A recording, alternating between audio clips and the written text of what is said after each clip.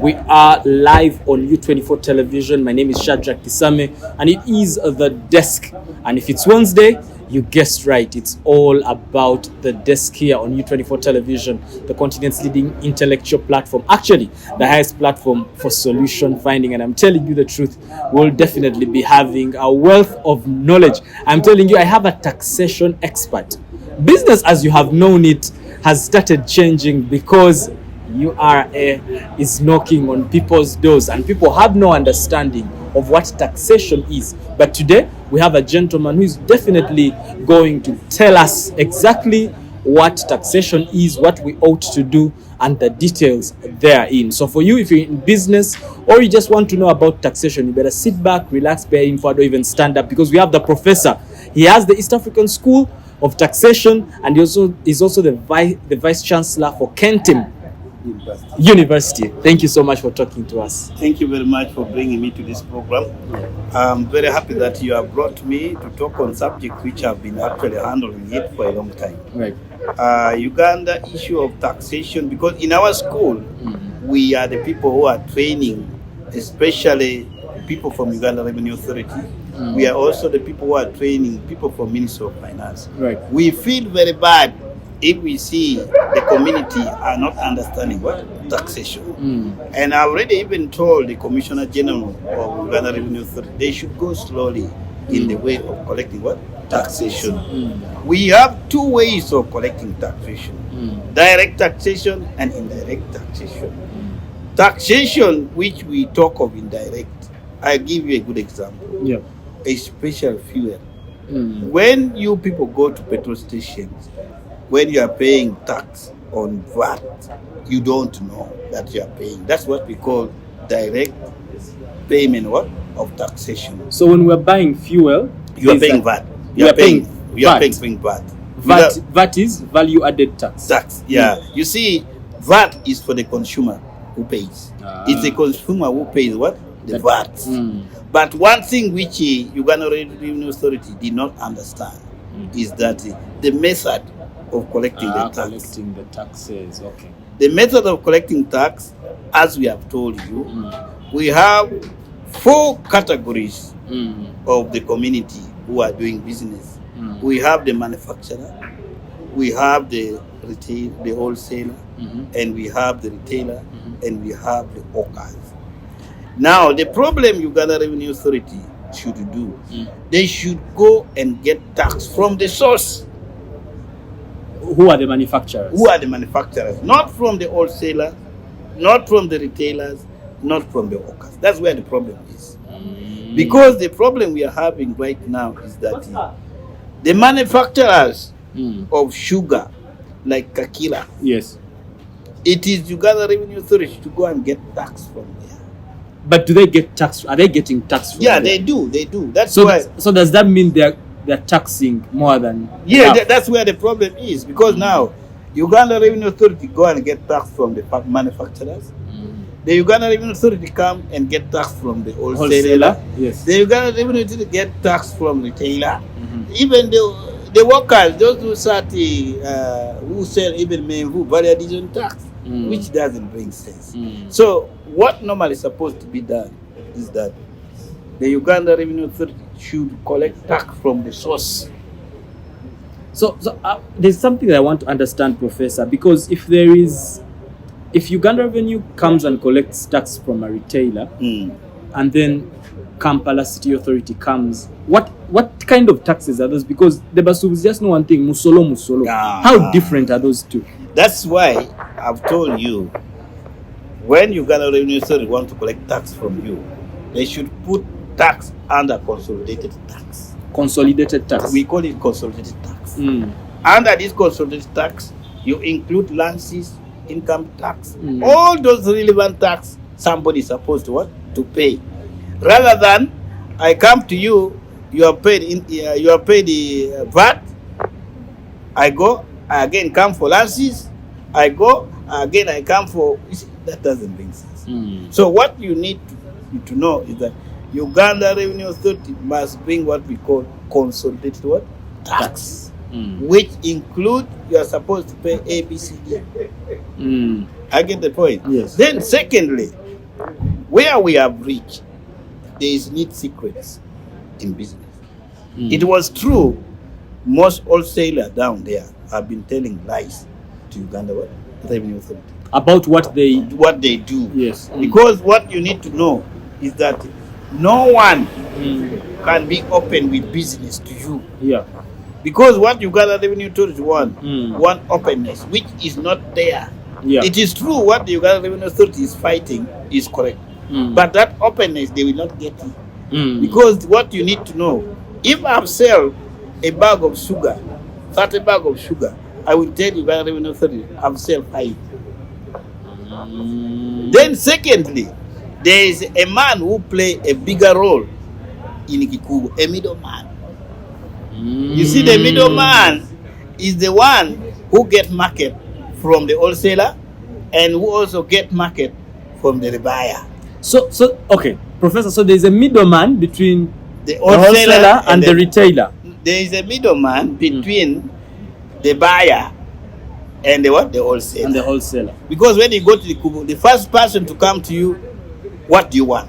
Hey, these guys who are always on yes. So when he come to you, you say, I want 100 bags of what? Of sugar. Now, he knows where the bag of sugar is. He goes to the owner of the what?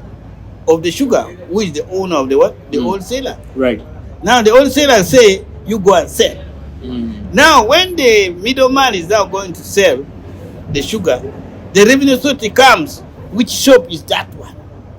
Which the middleman cannot tell the revenue authority that is the shop. Because when he say that is the shop, which means that shop should pay.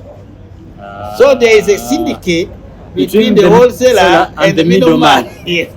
I'm telling you, Professor, let's go for a break, and then when we come back, we continue in this discussion of taxation that we're having. But do not go away, you're still a lovely audience, and you are on the desk. We're coming back.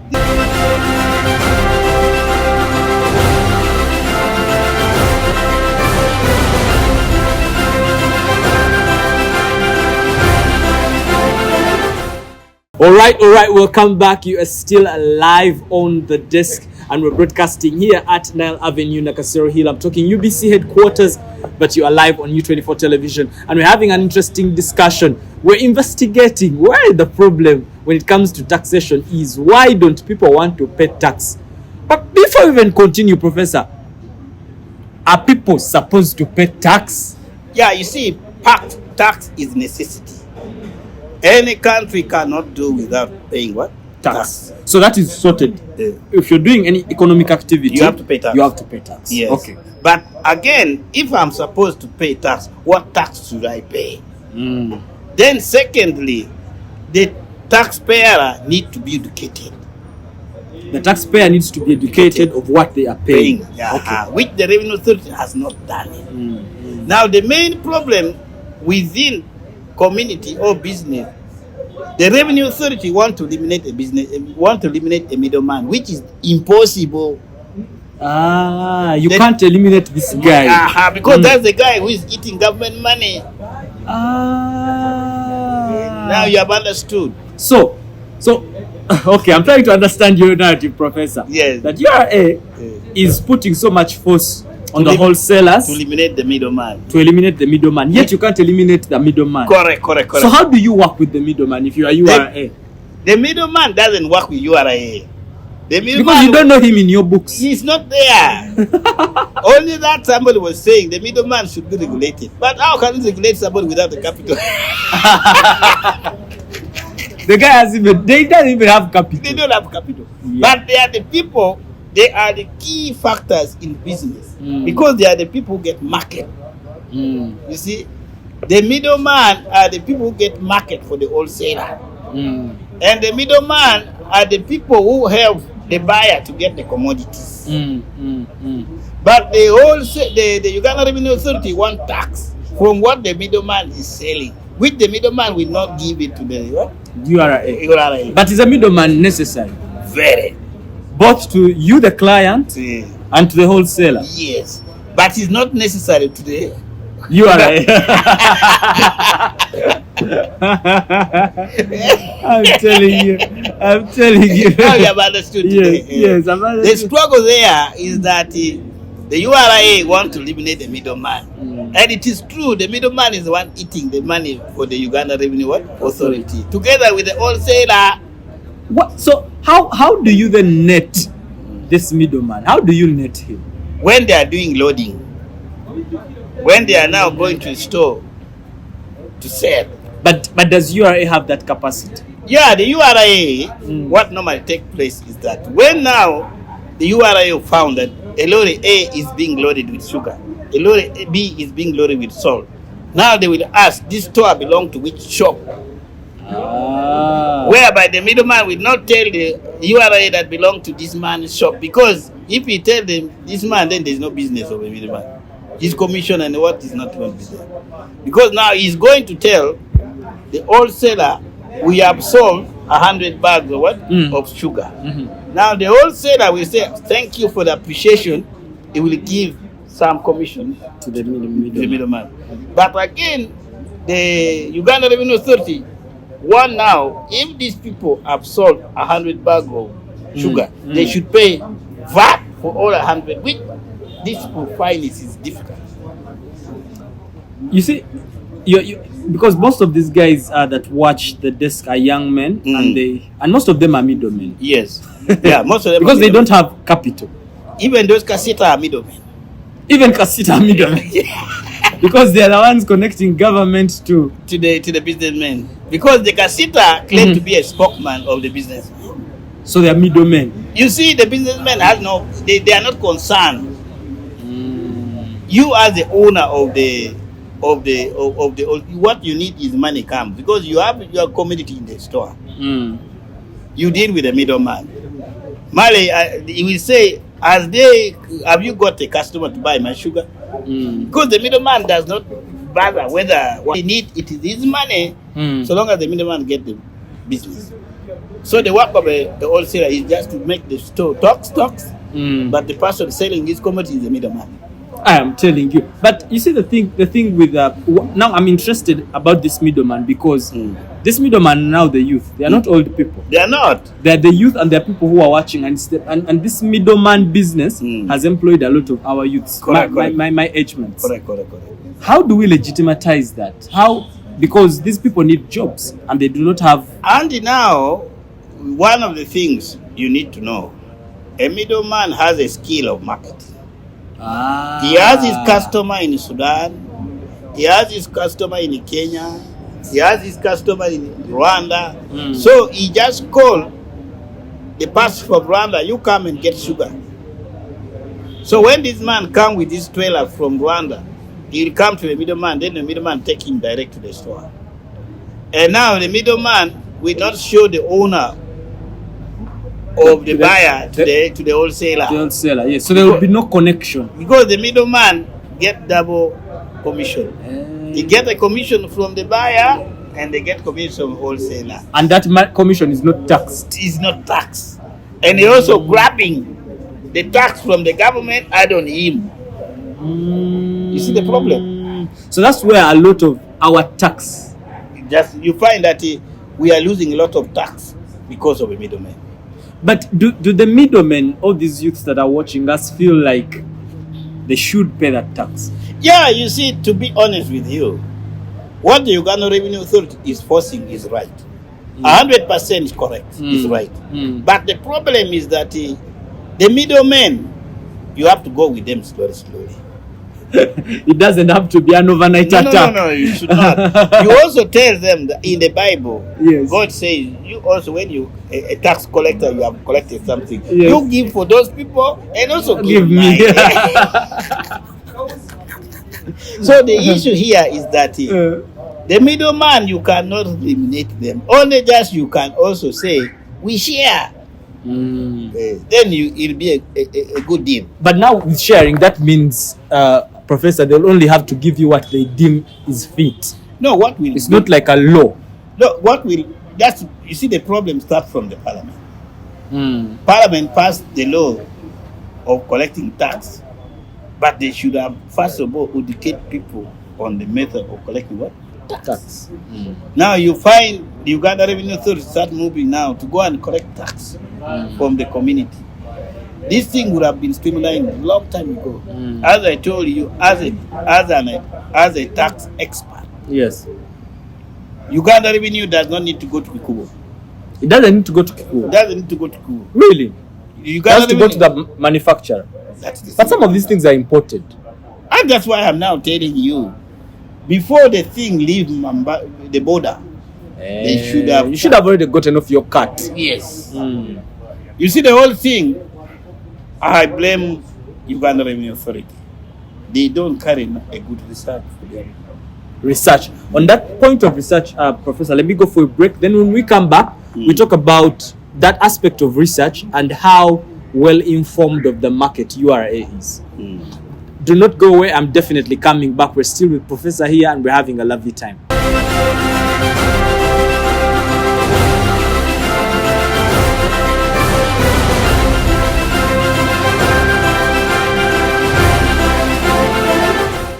Welcome back.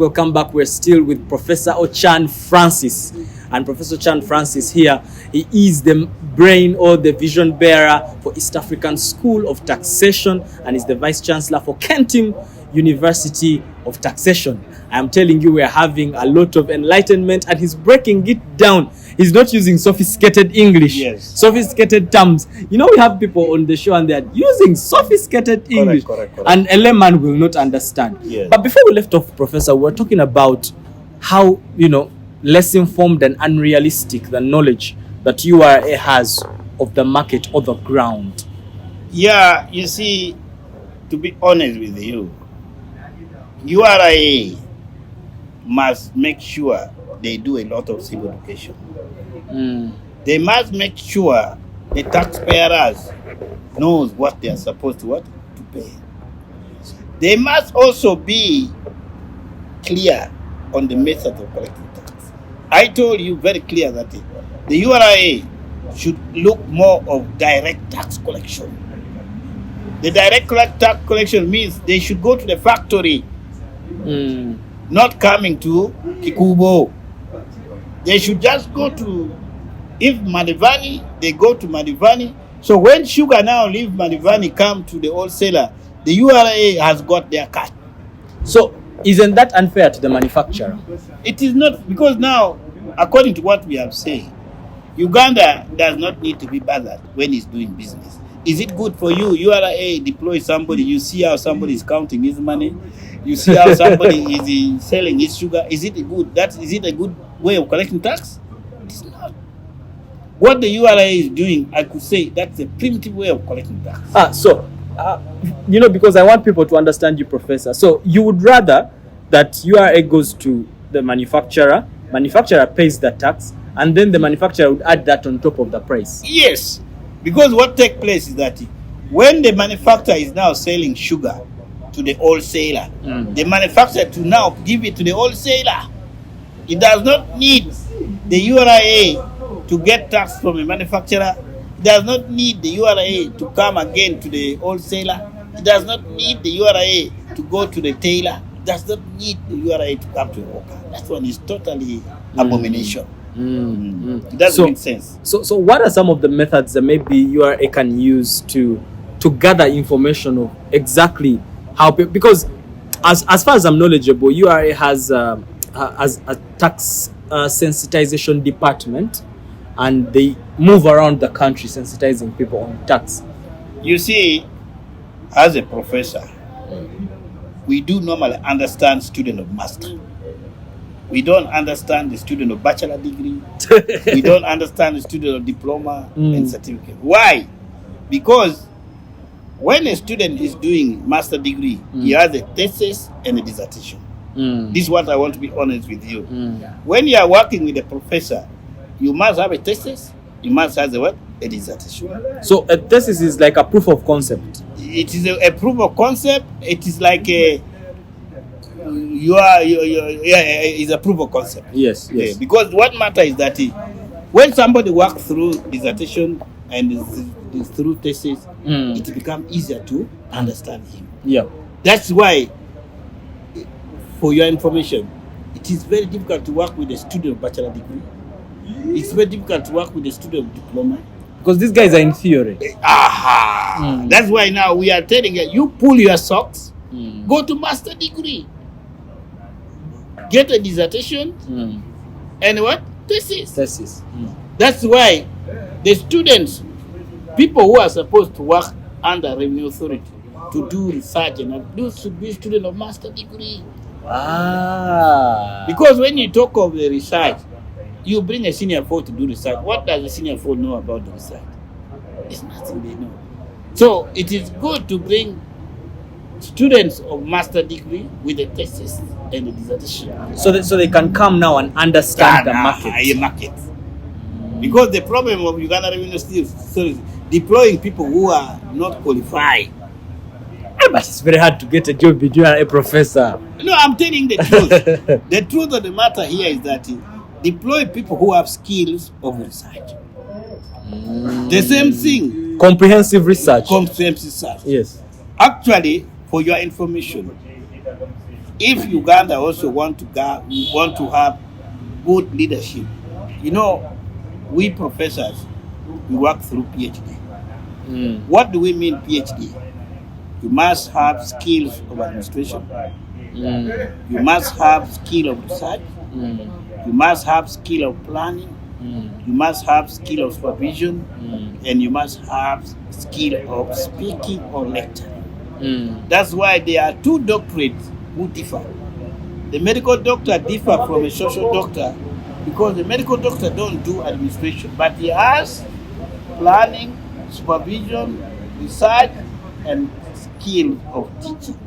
But they don't have skill of what? Administration. That's why you find that in the field of education, the medical doctor do what they call sociology. The social doctor do what they call social anthropology. Yeah. So the difference between that one is administration and politics. I'm telling you, Professor, our time is really fast spent. But I'm trying to find a way how we wind this up. How does the taxation terrain of Uganda look like for you in the next 10 years? You see, if we don't make lies like the recent budget they are doing, how do you make budget full of dates? Be realistic. Make budget on the collection you collect. Don't budget for what you're borrowing. For borrowing. Okay. So what you're asking me is that look at the way we are budgeting.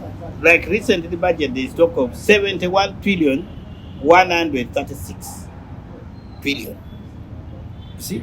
71 136 trillion. That money is not there. It's not collected. It's not collected. So it has to come from somewhere else. It has to go through borrowing. What budget why do you make budget through borrowing? Last year we have 58 trillion. Now having a 58 trillion, now you see the difference between 58 trillion plus 71. It's a big gap. And even the 58 trillion we are talking about, it was full of borrowing. And now we've borrowed more. You see? So what I want to bring from your understanding is that let people from the Ministry of Finance avoid exciting the president. They should avoid exciting the president. Yeah, they should not excite the president that they can collect tax. If you can't collect, you can't collect. Yeah. There is no money, there is no money. Yes. It is now like you deceiving a woman that we are going to do the wedding, but everything I'm going to get, but you don't have it. You even still in your father's house. There's nothing. You sit with your wife, you say now you have a vehicle for hiring, what. But you is talking, knows very well that you don't have it, you are going to borrow it from somebody who may say yes or no. So somebody may say yes or no. Yes. So you can't rely on that plan. Yeah, but for Uganda government, they have a foundation of oil, whereby somebody who is making budget is well sure that we can borrow, because the donor look at the key aspect of the areas of getting what? Money. So if Uganda say we want to borrow money from China, China cannot refuse, because they know they are going to benefit from oil. UK, you see, that's what is happening. I'm telling you, Professor, we've had a really good time. But before we wind up, maybe under 30 seconds, what are your last remarks to the youths that are watching you?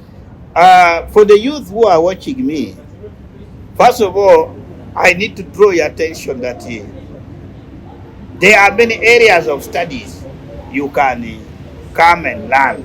Like what the government is now doing in the area of vocation training, whereby you have heard this one, I cannot even tell you. The financial controller State House has been having a lot of training of engaging youths to have something to do. Right. Because our system of education has been teaching you not to be self-reliant. But right now, as we talk, we have got a training which teach you to have self-reliance.